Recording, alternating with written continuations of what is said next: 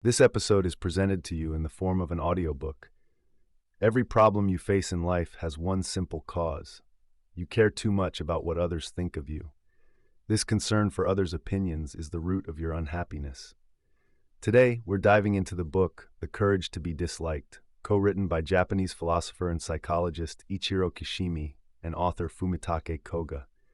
For both, internal worry is always linked to the outside world.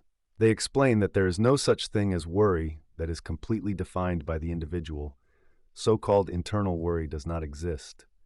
Whatever the worry that may arise, the shadows of other people are always present. Kishimi and Koga argue that all of life's problems can be easily solved, and that life only seems complex because we make it so. According to them, the only thing you need to find happiness is the courage to be disliked. They explain that one must not fear being disliked. Freedom is being disliked by others. It's not that you lack confidence, you simply lack courage. They also explain that the courage to be happy also includes the courage to be disliked. When you have gained that courage, your interpersonal relationships will all at once change into things of lightness. In this episode, we'll explore the key teachings from the book, including the psychology of unhappiness, why seeking external approval is a dead end, and the author's advice on how to live a truly happy life. Kishimi and Koga's worldview is based on the belief that everyone, no matter their past, has the potential to be happy. The main difference between happy and unhappy people is their willingness to change. The book draws on the theories of psychologist Alfred Adler. Adler believed that the self is a unified whole. Our body, mind, emotions, and both conscious and unconscious thoughts all work together toward a common goal. According to Adler, everything we think, do, or feel is directed toward achieving that goal, even if we're not fully aware of it. In Adler's view, goals don't just affect our happiness, they shape who we are. This perspective suggests that the goals we set drive our sense of self. Kishimi and Koga expand on this. They explain that Adler doesn't focus on fixed personality traits, but looks at people through the lens of their lifestyle. For Adler, your habits, emotions, and thoughts make up a lifestyle you chose at some point and continue to choose because you believe it's the best way to reach a goal. For example, Kishimi and Koga would argue that there's no such thing as a truly antisocial person. Instead, they see antisocial behavior as a choice, a way of pursuing certain goals. Kishimi and Koga take this idea further by suggesting that the goals we set not only influence our actions, but also shape our emotions. First, you decide what you want, and then you create the emotions that will help you achieve it. For example, imagine someone wants a job but becomes so anxious about the interview that they can't prepare or even attend. They think that if their anxiety went away, they'd have a better chance at getting the job. However, Kishimi and Koga would argue that the person's true goal is to avoid the interview, so they create the emotion of fear. The person doesn't really want the job. Their true goal is simply to avoid the risk of failing the interview, and fear helps them do that.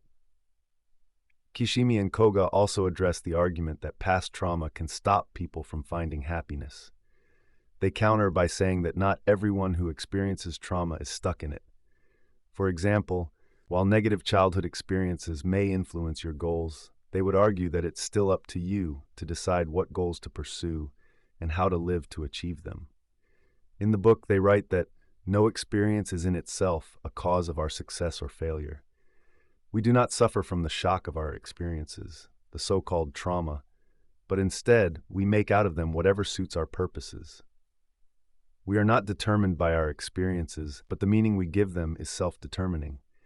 They also explain that no matter what has occurred in your life up to this point, it should have no bearing at all on how you live from now on, that you, living in the here and now, are the one who determines your own life. So if happiness is within our control, why would anyone choose unhappiness? Kishimi and Koga argue that unhappiness is actually a strategy some people use to reach their goals.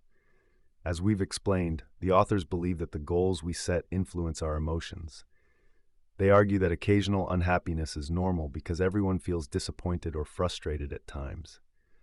However, those who are always unhappy are often driven by one constant frustrating goal, and this frustrating goal is related to their relationships with others. This is an important point because Kishimi and Koga suggest that your overall happiness depends on the goals you set for your relationships. In other words, what are you trying to achieve in your connections with others? The answer to that question shapes how happy you are. Kishimi and Koga explain that there are two main goals when interacting with others: seeking their approval or aiming to make a positive impact in their lives. Kishimi and Koga argue that unhappy people often make gaining approval from others their main goal. Unhappy people believe that true happiness comes from being seen as good by others. Whether this approval comes from a teacher, parent, or society, it always leads to the same result: unhappiness. Essentially, unhappy people believe that being liked by others makes them a good person. Many would argue that the desire for approval and seeking validation is a natural part of being human. However, Kishimi and Koga explain that this is a mistaken view. They explain that humans don't seek approval to find happiness. We find happiness in approval because it satisfies a deeper need within us. So why is it that people seek recognition from others? For Kishimi and Koga, in many cases, it is due to the influence of reward and punishment education. Kishimi and Koga point out that even when unhappy people manage to gain the approval of others, it comes with a heavy price. In their pursuit of validation, they end up living according to someone else's expectations. In doing so, they end up sacrificing their freedom and ultimately their happiness in the process. They explain, to live one's life trying to gauge other people's feelings and being worried about how they look at you, to live in such a way that others' wishes are granted.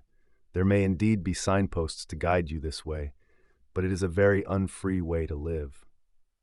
Now, why are you choosing such an unfree way to live? You are using the term desire for recognition, but what you are really saying is that you don't want to be disliked by anyone. Unless one is unconcerned by other people's judgments, has no fear of being disliked by others, and pays the cost that one might never be recognized, one will never be able to follow through in one's own way of living. That is to say, one will not be able to be free.